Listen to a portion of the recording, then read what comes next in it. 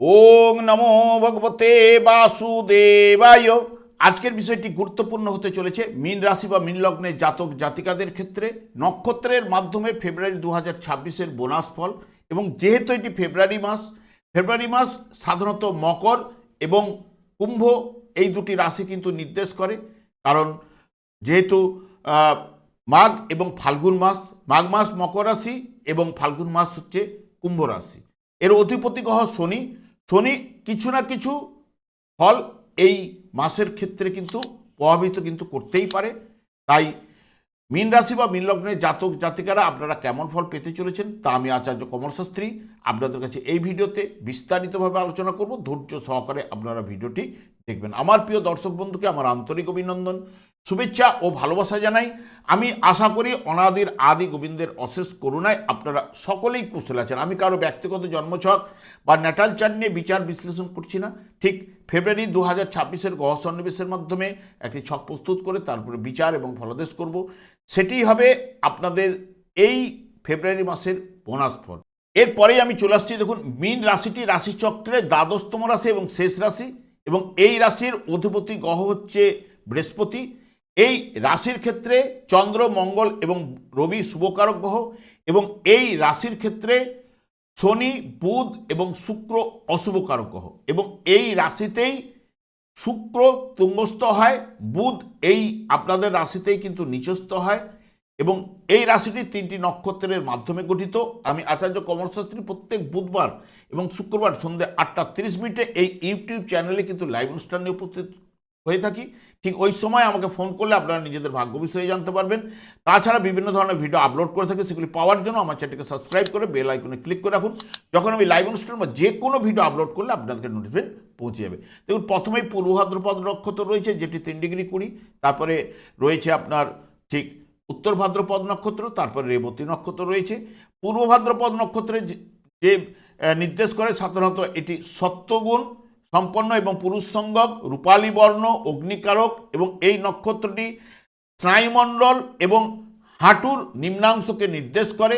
এবং এই পূর্ব ভাদ্রপদ নক্ষত্রে যে সকল জাতক জাতিকারা জন্মগ্রহণ করে থাকেন তারা সাধারণত বৃহস্পতির বিংশোত্তরী মহাদশায় তাদের জন্ম হয়ে থাকে। জাতক নীতিপরায়ণ হবার জন্য মানসিক দিক থেকে মাঝে মাঝে তীব্র কষ্ট কিন্তু আপনারা পাবেনই। জাতক সুখাদ্য পছন্দ করেন, তাই পেটুক স্বভাবের, এবং পোশাক পরিচ্ছদের ব্যাপারে আপনারা কিন্তু খুঁতখুঁতে কিন্তু নন। জাতক নিরপেক্ষ মতামত দেন, বিপন্নকে সাহায্য করতে প্রস্তুত। আর্থিক দিক দিয়ে আপনারা দুর্বল হলেও বহু লোকের শ্রদ্ধা আকর্ষণ কিন্তু আপনারা করে থাকেন। তবে জাতক শাস্ত্রীয় বিধান মতো ধর্মীয় আচরণ কিন্তু করেন। জাতকের বুদ্ধির অধিকারী, তাই সকল কাজে আগ্রহ আপনাদের ঠিক চলেই আসে। তাই যে কাজে হাত দেন তাতেই কিন্তু আপনারা উন্নতি লাভ কিন্তু করেন। জাতকের জীবনে অর্থ উপার্জন ও সঞ্চয়ের অনেক সুযোগ কিন্তু আসে, তবে ভাগ্য বিপর্যয় তেমন কিন্তু আপনাদের ঘটে না। তবে বিশেষ বিচার বিবেচনা করেই তবে সুশ্রী স্ত্রী নির্বাচন করলেও স্বামী স্ত্রীর মধ্যে মনের মিল কিন্তু সেই মতো উঠে আসে না। বর্তমানে এই মাসের ক্ষেত্রে সংসারের প্রিয় হয়েও আপনারা কিন্তু উঠবেন, মাতার থেকে স্নেহ ভালোবাসা পাবেন। তবে সম্পত্তি ক্রয় এবং বিক্রয়ের ক্ষেত্রে আপনাকে সতর্কতা অবলম্বন কিন্তু করতে হবে। ব্যবসায় উন্নতি, আয় বাড়বে, ন্যায্য অর্থ প্রাপ্তি ঘটার সম্ভাবনা এবং সমস্যা সমাধানের পথে এই মাসের ক্ষেত্রে অনেকটি রয়েছে।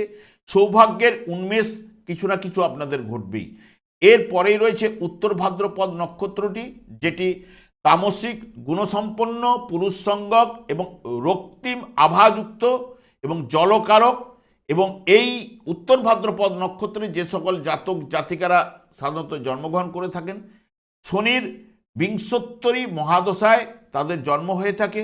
জাতক নির্মল হৃদয়ের এবং অধিকারী হন, তিনি অপরের কোনো রকম অসুবিধায় কিন্তু ফেলতে আপনারা চান না।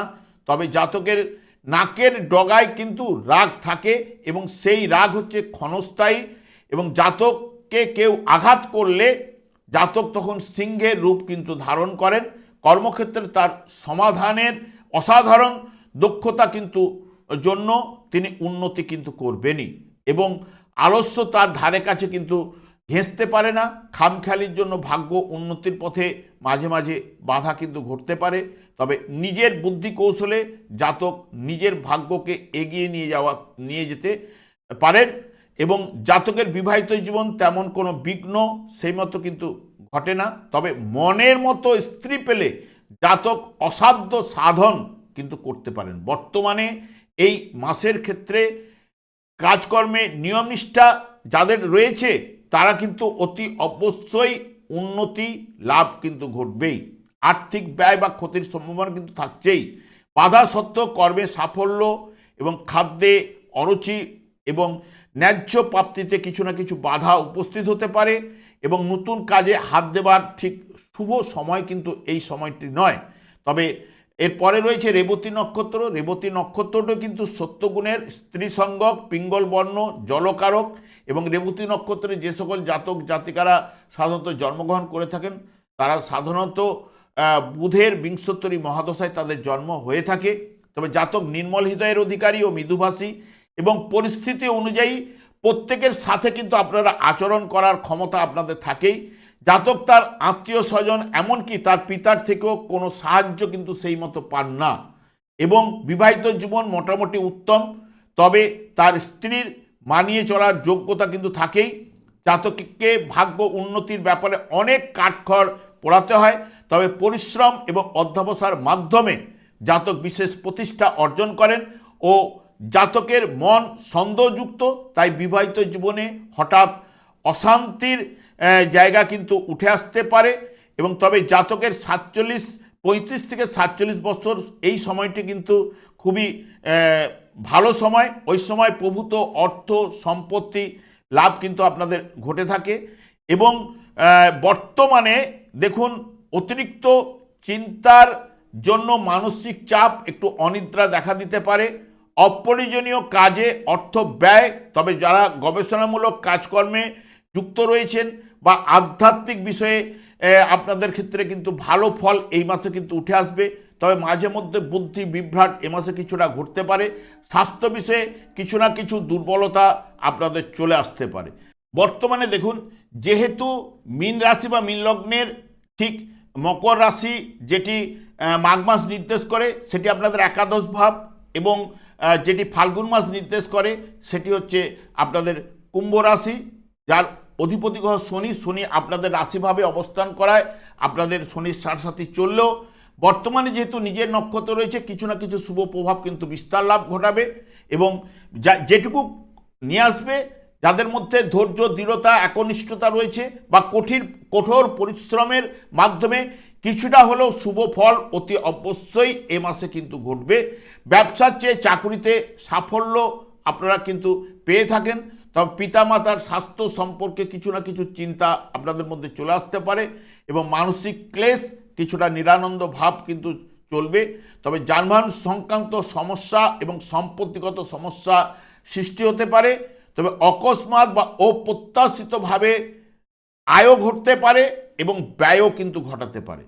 এবং আপনাদের ক্ষেত্রে যেহেতু রাশিপতি আপনাদের বৃহস্পতি, বৃহস্পতি আপনাদের চতুর্থভাবে অবস্থান করছে নিজের নক্ষত্রে বক্রতার মাধ্যমে, যেটি কর্মভাবকে দৃষ্টি প্রদান করছে, এবং অষ্টম ভাব দ্বাদশ ভাবের উপর দৃষ্টি প্রদান করছে।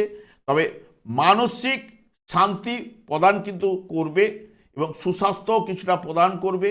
তবে ব্যবসা বাণিজ্যে সফলতা এবং অর্থ লাভের ক্ষেত্রে সাপোর্ট কিছু না কিছু নিয়ে আসবে। তবে আটকে থাকা কাজগুলো শেষ করতে আপনারা কিন্তু এই মাসে পারবেন। তবে গৃহে শুভকর্ম অনুষ্ঠান হবার সম্ভাবনা কিন্তু থাকছেই। আইন সংক্রান্ত বিষয়ে আপনারা সফলতা পাবেন, কাজকর্মে সফলতা বা নতুন কাজে হাত দেওয়ার পক্ষে আপনারা কিন্তু শুভ সময় কিন্তু বৃহস্পতি কিন্তু নির্দেশ করছে।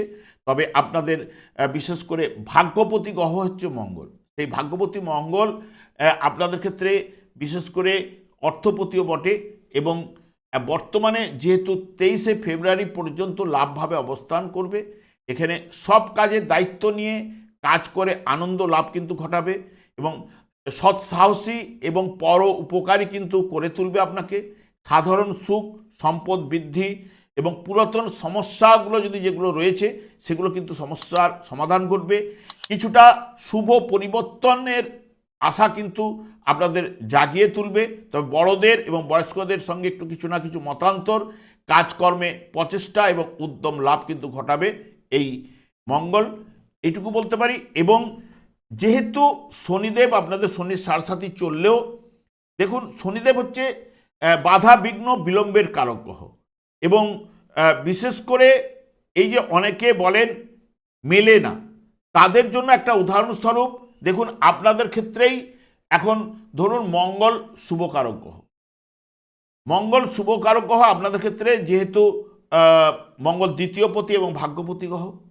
কারো যদি জন্মকালীন দেখা যায় যে মঙ্গল আপনাদের ঠিক বিশেষ করে তৃতীয়ভাবে অবস্থান করছে বিশ্বরাশিতে, তৃতীয়ভাবে আপনাদের জন্মকালীন সেই মঙ্গল শুভ বলবান থাকলে বা তৃতীয়ভাবে থাকলেও শুভ ফল কিন্তু প্রদান করে। কিন্তু যেহেতু এটি শুক্রের ঘর, শুক্রের ঘরে মঙ্গল কিন্তু নাশস্ত হয়। এবং বর্তমানে যার জন্মকালীন ধরুন মীন রাশির জাতক জাতিকা, মঙ্গল তো শুভকারক গ্রহ, ধরুন কারো এই জায়গায় অবস্থান করছে বিশ্বরাশিতে তৃতীয়ভাবে শুভফল প্রদান করে। এবং আপনাদের ঠিক সপ্তমভাবেও যদি অবস্থান করে কন্যা রাশিতে, কন্যা রাশিতে সপ্তমভাবে স্বামী স্ত্রীর মধ্যে প্রবলেম দেয়, কিন্তু ব্যবসা বাণিজ্য এগুলো কিন্তু উন্নতি ঘটে। কারণ সপ্তমভাবে মঙ্গল যেরকম অবস্থান করলেও তার চতুর্থ দৃষ্টি কিন্তু পড়ে কর্মভাবের উপরে, তাহলে আপনাদের কর্মভাবের উপরে জন্মকালীন দৃষ্টি থাকছেই। তাহলে এদের ক্ষেত্রে এই মঙ্গল আপনাদের শুভকারক গ্রহ হলেও মঙ্গলকে জন্মকালীন শুভ বলবান থাকতে হবে। আর বর্তমানে দেখুন শনিদেব গোচরে আপনাদের রাশিভাবে অবস্থান করছে, সেই শনিদেবের দৃষ্টি কিন্তু মঙ্গলের উপর গিয়ে পড়বে। তাহলে শনি এবং মঙ্গলের দুজনের মধ্যে সম্পর্ক কিন্তু সেরকম শুভ নয়। এবং এখানে দেখবেন শনি তার মঙ্গলের ঘরে নিচস্থ হয়, মঙ্গল শনির ঘরে কিন্তু তুঙ্গস্থ হয়, দুজনের মধ্যে সম্পর্ক কিন্তু শুভ নয়। কিন্তু শনির দৃষ্টি যখন মঙ্গলের উপর পড়ার কারণে দুটো গ্রহ যদি জন্মকালীন শুভ বলবান থাকলে তাহলে কিন্তু শুভ ফলগুলো অতি অবশ্যই উঠে আসবে। যদি দুটো গ্রহ যদি অশুভ থাকলে নানান দিক দিয়ে দেখবেন আপনাকে অশান্তির জায়গা কিন্তু প্রদান করবেই, কারণ দুজনই কিন্তু নৈসর্গিক অশুভ কারক গ্রহ। ঠিক এই যে সপ্তমভাবে অবস্থান করলেও তার মাঙ্গলিক দোষ হচ্ছে, মাঙ্গলিক দোষ হওয়ার কারণে স্বামী স্ত্রীর মধ্যে নানান সমস্যার সৃষ্টি করবে। কিন্তু যেহেতু শনিদেব কেন্দ্রভাবে অবস্থান করছে বা কোন ভাবের একটি মানে রাশিভাবে অবস্থান করার কারণে শনিদেব যদি ওখানে তুঙ্গস্থ থাকলে বা মানে তুঙ্গস্থ বলি, শনিদেব যদি জন্মকালীন শুভ বলবান থাকলে, এখন গোচর ওখানে গেছে, এই যে মঙ্গলও যদি দেখা যায় যে শুভ বলবান থাকছে বা দুটো ঘর মধ্যে যে কোনো একটা শুভ থাকলে কিছু না কিছু শুভ ফল স্বামী স্ত্রীর মধ্যে থেকে উঠে আসবে। আর অশুভ থাকলে এই যে এখন যদি স্বামী স্ত্রীর মধ্যে তো বনিব না কেন ডিভোর্সের পর্যায়ে কিন্তু তাকে নিয়ে চলে যেতে পারে, কারণ সপ্তমভাবে থাকা মানে দশমভাবের উপরে দৃষ্টি দেবে জন্মকালীন। এখন একাদশভাবে গোচরে পাস করছে সেটি ভালো, সে আবার অর্থভাবের উপরে দৃষ্টি প্রদান করছে, যেটি অর্থনৈতিক দিক দিয়ে এখন সাপোর্ট আপনাকে করবে। কিন্তু জন্মকালীন মঙ্গলকে শুভ বলবান থাকতে হবে, কারণ দেখবেন এই যে রবি ভাইটাল এনার্জি জীবনী শক্তি প্রদান করে, তৃতীয়ভাবে সেই শুভফল প্রদান করে। কিন্তু রবি যদি পিতা, রবি হচ্ছে পিতা এবং শনি হচ্ছে পুত্র, পিতা পুত্র হলেও দুজনের মধ্যে সম্পর্ক কিন্তু শুভ নয়, দুজনে কিন্তু নৈসর্গিক কিন্তু অশুভ কারক গ্রহ। কিন্তু যেহেতু তৃতীয়ভাবে শুভ ফল প্রদান করে আপনাদের ক্ষেত্রে ষষ্ঠপতি গ্রহ, এবং ষষ্ঠপতি গ্রহ এই জায়গায় অবস্থান করলেও জন্মকালীন রবিকে যার নক্ষত্রের মাধ্যমে হলেও শুভ বলবান থাকতে হবে। তবে শুভ থাকলে তবে শুভ ফলগুলো আপনাদের কাছে উঠে আসবে। যেমন এই যে ভাগ্যপতি গ্রহর কথা যেটা বললাম, তাহলে ভাগ্যের উন্নতি, ভাগ্যের সাপোর্ট, কর্মের জায়গায় উন্নতি ঘটাবেই। তার ক্ষেত্রে জন্মকালীন যদি মঙ্গল শুভ বলবান থাকলে তাই রবিও ভাইটাল এনার্জি জীবনী শক্তি প্রদান করবে। নচেত দুটো গ্রহই যদি অশুভ থাকলে নানান দিক দিয়ে শারীরিক দিক দিয়ে রবি নানান প্রবলেম সৃষ্টি করবে, ভাই বোন আত্মীয় পরিজনের সঙ্গে পাড়া প্রতিবেশী এদের সঙ্গে সম্পর্ক জায়গাটাকে হানিয়ে আনার চেষ্টা করবে, এইগুলো কিন্তু ঘটাবেই। এই যে আপনারা বলেন, কারণ আপনাদের ব্যক্তিগত জন্মছক তো আমি দেখছি না, যখনই আপনাদের কাছে ফেব্রুয়ারি মাসের যে গ্রহ সন্নিবেশ যেটি বলতে যাচ্ছে সেটি আপনাদের কাছে তুলে ধরা হয়, সেই কারণে আপনারা বলেন মেলে না। কারণ আপনার যে গ্রহটি কোন জায়গায় রয়েছে সেটা তো আমরা জানতে পারছি না। এই যে ধরে নিলে কি হবে, আপনাদের কাছে যদি এইভাবে ভেঙে বলা যায় হয়তো অনেকের ক্ষেত্রে মিলবে, মিলতে বাধ্য, কিন্তু আপনার ঠিক সাইড দিয়ে বেরিয়ে যাবে, মাথার সাইড দিয়ে বেরিয়ে যাবে, সেটা তো কাম্য নয়। তবে আপনাদের ক্ষেত্রে শনি সাড়ে চললো, এ মাসে কিছু না কিছু শুভ প্রভাব আপনাদের উঠে আসার সম্ভাবনা কিন্তু থাকছেই, এটুকু জোর দিয়ে বলতে পারি। এবং শনিদেব হচ্ছে যেমন কলিযুগটি শনি এবং রাহুর দ্বারাই পরিচালিত, এবং রাহুর নেচার ঠিক শনিদেবের মতো, সেই কারণে শনিদেবকেই সন্তুষ্ট রাখার চেষ্টা করুন। কারণ কলিযুগের যুগধর্ম হচ্ছে হরেকৃষ্ণ মহামন্ত্র। এই হরেকৃষ্ণ মহামন্ত্র দিনরাত শনিদেব জপ করার কারণে ওনার স্ত্রীর দ্বারা উনি অভিশাপ প্রাপ্ত। যেমন ধরুন কারো জন্মকালীন আপনাদের মীন রাশিতেই শনিদেব অবস্থান করছিল, বা বৃষ রাশিতে জন্মকালীন শনিদেব অবস্থান করছিল, বা জন্মকালীন আপনাদের ঠিক সপ্তমভাবে বা আপনাদের কর্মভাবে শনিদেব অবস্থান করছিল। বর্তমানে আপনার ক্ষেত্রে এখন গোচরে যেহেতু শনিদেব গেছে, ওই যে শনিদেবের দৃষ্টি জন্মকালীন শনির উপর পড়া মানেই আপনাকে নানান দিক দিয়ে সমস্যা তার ক্ষেত্রে আরও বেড়ে গেছে। দেখবেন মার্চের 2025-এ যখন ওখানে গিয়ে প্রবেশ করেছে, জন্মকালীন ওখানে শনিদেব ছিল, শনিদেবের পর শনিদেব যখন বসেছে, বা কারো যখনই মীন রাশি জাতক জাতিকাদের ক্ষেত্রে কারো না কারো বৃষ রাশিতে শনিদেব অবস্থান করতে পারে, কারো না কারো কন্যা রাশিতে অবস্থান করতে পারে, কারো না কারো ধনু রাশিতে অবস্থান করছে, তাদের ক্ষেত্রে দেখুন শনিদেব নানান দিক দিয়ে পাজিল করে দিচ্ছে। তারা ভালো মতো বুঝতে পারছে আপনারা কি সময়টা পাস করছে, তাদের ক্ষেত্রে নানান অশুভ। তারা যখন এই ভিডিওটি যখন দেখবে, সে তো বলবে তো আপনারা এত ভালো কথা বলে গেলেন, আমরা তো কিছু পেলাম না। তার ক্ষেত্রে জীবনে এরকম অশুভ প্রভাব কিন্তু তার চলবেই। তাই শনিদেবকেই সন্তুষ্ট রাখার চেষ্টা করুন, আপনারা হরেকৃষ্ণ মহামন্ত্র জপ করুন এবং গীতা ভাগবত নিয়ে আপনারা চলার চেষ্টা করুন। সারাদিনের মধ্যে একটা গীতার যে কোনো একটি শ্লোক পাঠ করার চেষ্টা করুন। দেখবেন শুধু শনিদেব একাই আপনাকে শুভ ফল প্রদান করবে না, অন্যান্য গ্রহগুলোও কিন্তু আপনার হয়ে ফল দেওয়ার চেষ্টা করবে। এবং আপনার জীবনটাকে যদি বদলাতে চান, হরেকৃষ্ণ মহামন্ত্র জপ করুন এবং গীতা ভাগবত নিয়ে চলুন, দেখবেন আপনার জীবনটা অতি অবশ্যই এই 7.5-এর মধ্যেও কিন্তু বদলাবে, এটুকু জোর দিয়ে বলতে পারি। কিছু না কিছু শুভ প্রভাব আপনি পাবেন। আমি আর দীর্ঘায়িত না করে, আমি আচার্য কমল শাস্ত্রী প্রত্যেক বুধবার এবং শুক্রবার সন্ধ্যা 8:30 এই ইউটিউব চ্যানেলে কিন্তু লাইভ অনুষ্ঠান নিয়ে করে থাকি। ঠিক সেই সময় আমাকে ফোন করলে আপনারা নিজেদের ভাগ্য বিষয়ে জানতে পারবেন। তাছাড়া বিভিন্ন ধরনের ভিডিও আপলোড করে থাকি, সেগুলি পাওয়ার জন্য আমার চ্যানেলকে সাবস্ক্রাইব করে বেল আইকনে ক্লিক করে রাখুন। যখন আমি লাইভ অনুষ্ঠান বা যে কোনো ভিডিও আপলোড করলে আপনাদের নোটিফিকেশন পৌঁছে যাবে। আমি অনাদির আদি গোবিন্দের কাছে প্রার্থনা করি আপনারা ভালো থাকুন, সুস্থ থাকুন, আনন্দ থাকুন। আজ এই পর্যন্ত, পরে ভিডিও দেখা হচ্ছে। নমস্কার।